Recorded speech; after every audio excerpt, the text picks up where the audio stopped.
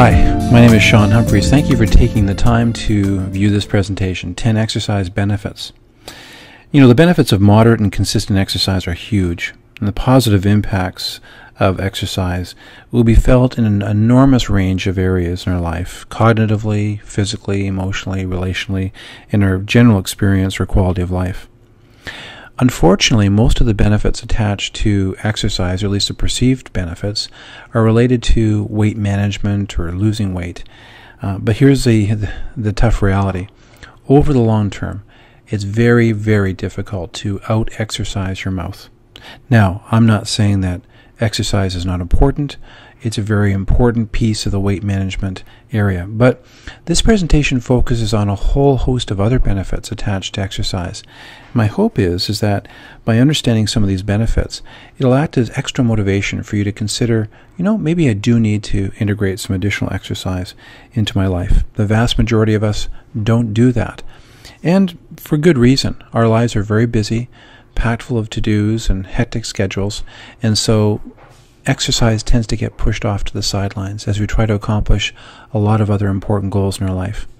But my encouragement to you is to think of exercise like another good habit, like brushing our teeth a couple of times a day. Exercise should be exactly the same. And experts say that we should try to exercise about 180 minutes per week. That's roughly 20 minutes a day.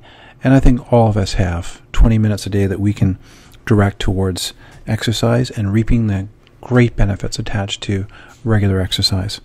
I was inspired to produce this video based on an article written by Jillian Flowers, who is a contributor to Alive magazine. So let's take a look at some of the key areas that we need to consider.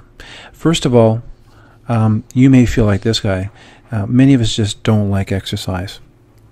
And like I said, statistics confirm that most of us don't exercise, and we're very busy. And I think that what I want to encourage you to do is to grease the rails, grease the tracks, create some momentum. Probably the most important thing to do in this area is to just start.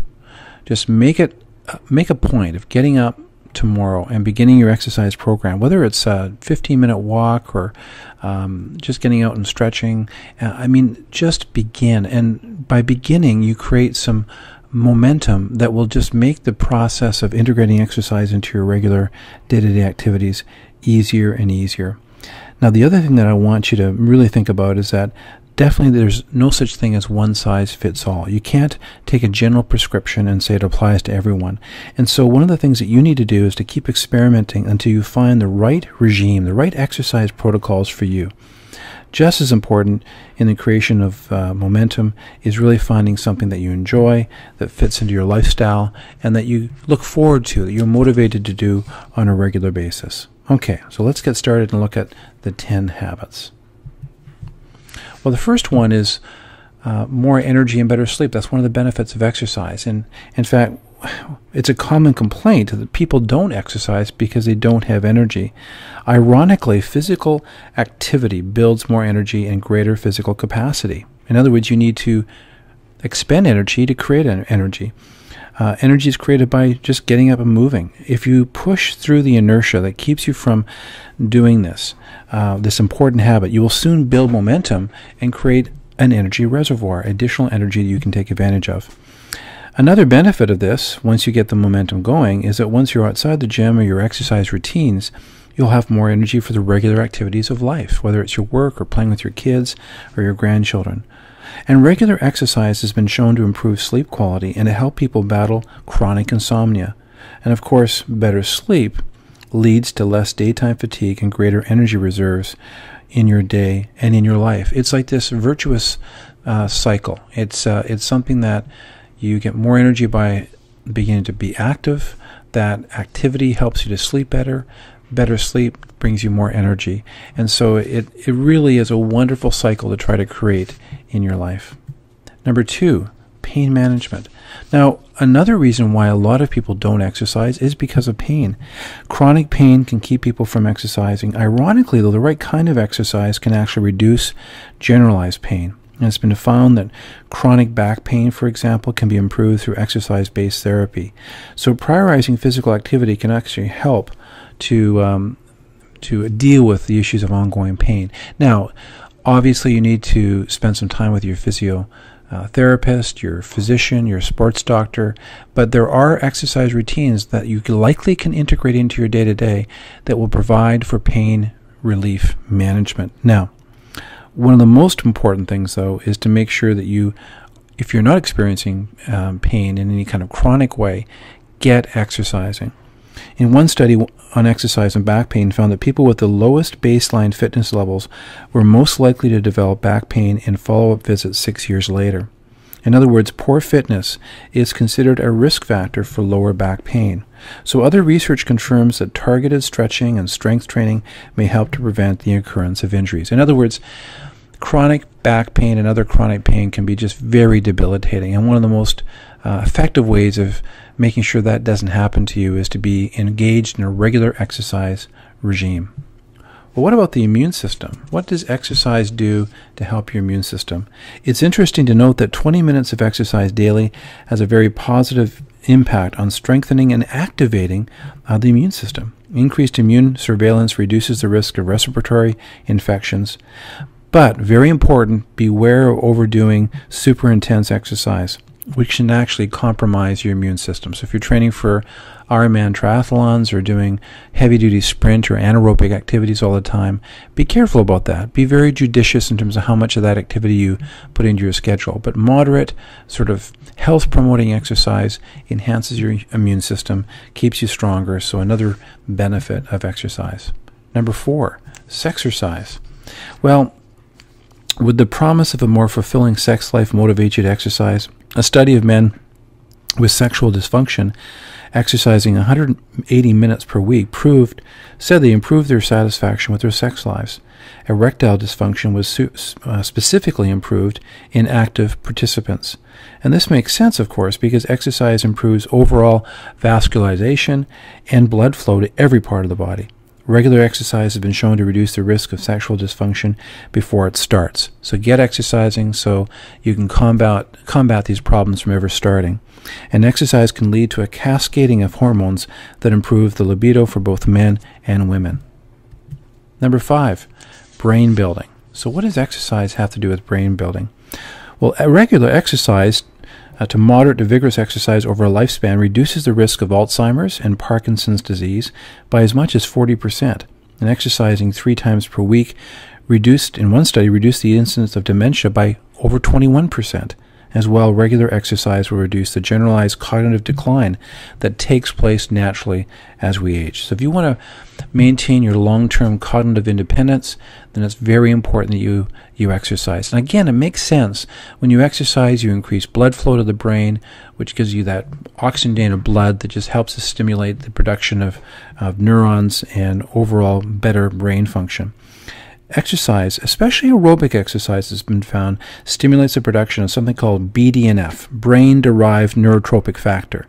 This has been referred to as the miracle grow for the brain. BDNF is a protein produced inside nerve cells when they're active, and it serves as a very invigorating component to brain development, fertilizing brain cells to keep them functioning and growing, as well as spurring on growth of new neurons. So not only does it give you a cascading of feel-good emotions, exercise does, but it also creates this BDNF, the miracle grow for the brain, to help more neurons to be produced. Number 6, movement for mood. Exercise reduces the risk for depression, and if you're already diagnosed with depression, introducing exercise may provide substantial support to other care you may be receiving. The mood balancing effects are thought to result from the endorphins and other brain chemicals released during exercise. You may not be clinically depressed, but maybe you're just feeling a little bit bogged down and the pressures of day-to-day life are getting the best of you. Well, if that's you, if that's how you're feeling right now, exercise may in fact give you a real positive boost. Not only will you get a cascading of positive brain chemicals, but you can work out some of your frustrations on that treadmill or hoisting that barbell. Research confirms that exercise equips your body to deal with stress more effectively. It lowers your heart rate, reduces cortisol levels, which is a stress hormone, and can lead to calmer mood states when facing stressful situations. Blunting the stress response through regular exercise may help to shield your body from the effects of chronic stress. Number 7, quality and quantity of life. Exercise has been linked to an overall enhancement to quality of life. Research confirms that the more time a person spends in their leisure time in exercise, the more likely they are to experience better mental health, less pain, and higher levels of social functioning. Quality of life isn't the only thing that improves, so does your length of life. So compared to mildly active men, those who are highly active in one study reduced their risk of death from all causes by over 22%. So another important statistic to be aware of in terms of longevity, quality of life, and mortality. Exercise for your heart. I already talked about some of these benefits already, but owning both a car and a TV increases the risk of heart attack by over 27%. On the flip side, increasing moderate physical activity or exercise in your life can significantly reduce the risk of stroke or heart attack by over 63%. So exercise is a huge way of staying healthy and making sure that your risk of heart attack and stroke is minimized. Curbing cancer. Cancer is epidemic. However, it's important to know that there are specific things that we can do to reduce risk factors. Exercise is one of these things. Population studies consistently show that exercise helps to protect against several types of cancer. For example, for men, regular exercise can reduce colon cancer by up to 20%. Prostate cancer rates drop by 10% for exercising men. So it's not a guarantee against cancer, but it's added insurance to help fight against it. What about chronic diseases? Probably one of the most important thing is using exercise to stave off the development of chronic disease or metabolic syndrome. Regular exercise helps to protect against chronic disease, like type 2 diabetes. This is when the body becomes less sensitive to insulin, preventing glucose from entering the cells in our body. If untreated, high sugar in the blood can lead to severe complications such as blindness, limb loss, and kidney failure. Exercise can help to reduce blood glucose, likely because it improves the sensitivity of the body's cells to insulin. Being active greatly reduces the risk of contracting type 2 diabetes by as much as 65%. So exercise, regular exercise, is a huge, huge insulator against chronic disease in our life. Well, there you have it. You know, sort of the top 10 reasons or benefits for exercising. It's my hope that it gets you to think about it a little bit. There really is some significant benefits, not just in the area of weight maintenance and loss, which is what we often think about, but really overall health is enhanced through regular exercise. You know, what you want to make sure you do is self-experiment. Find those activities that you really enjoy, that you're motivated to do. Don't follow some one-size-fits-all prescription. Start small. Don't tackle huge goals. It could be something as simple as just going for a walk every night or going for a walk for 15-20 minutes in the morning. That creates important momentum, and it helps to establish exercise as a habit in your life. Make it a habit, just like brushing your teeth twice a day. And like I said, self-experiment. Thanks for viewing. If you want more information about Take Charge or Change in our programs, or you'd like to have us speak at one of your next corporate meetings, you need a keynote for one of your sessions, visit us at www.takechargeorchange.com. We'd be happy to have a chance to speak further with you. Take care.